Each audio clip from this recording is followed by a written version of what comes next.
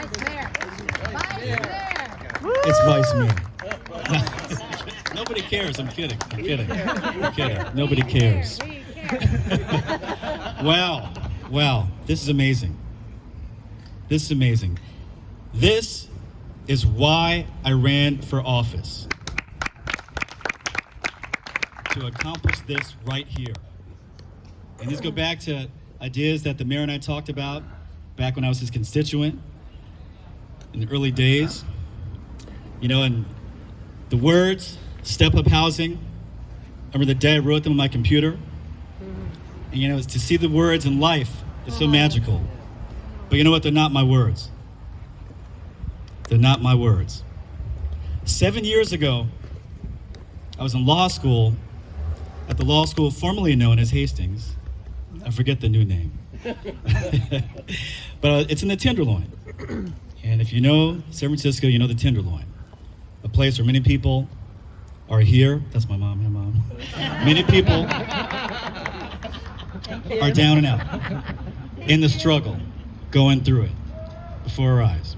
And so I came out of class and I walked around the Tenderloin, and it just struck me at the scale of what was happening. So I started talking to people. Then I got on the train and came back to Oakland for work. And in Oakland, I saw the same people, and I talked to them. And then I came back home for the night to Berkeley, where again, I saw the same people in the struggle, going through it on the street. And in my conversations, I noticed a pattern. And this one gentleman, his story really highlights it.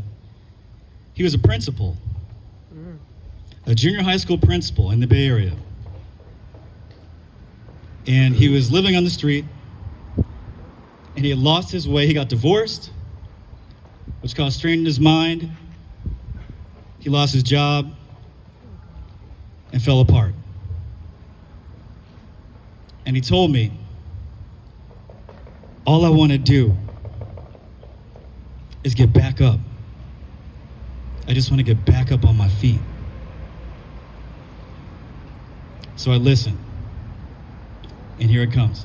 He said this because typically, this is what I learned, is someone like him, full of promise, goes through it.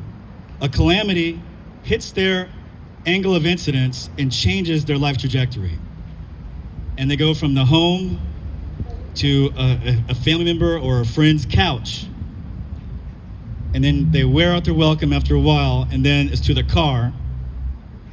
And then in the car, they get tickets, they break down, the car is removed, they're on the street. Now, how it used to be that when you're on the street, after a few months, you get it together, get some help, go to an SRO, and then to an apartment, and then back to life. But with the egregious and extreme housing crisis that we have, with not enough living spaces for the people, the pathways up from the streets are blocked. So all around you see the numbers growing because there's no pathway up. The doors are closed. So this project, Step Up Housing, represents carving a path back up into life for those people. The building is supportive housing. So this means social workers, medical care, medically enabled units, social services, all on site. So they can figure it out. And every person in this building has to contribute to the well-being of the community in the building. That's what we wrote. So people can find purpose again and come back to life. But it's not just us. It's not just them. It's also us. You know, 7 years ago, when I wrote this, we had a problem. And that problem, over time, became an emergency. So where now we have a full-blown crisis with, I hear, 150,000 homeless people. The average age of a new homeless person is 62 years old.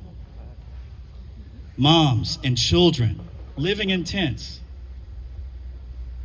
What is going on?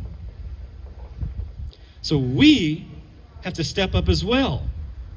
They're going to step up, we're going to step up. We're going to handle our responsibilities as good people.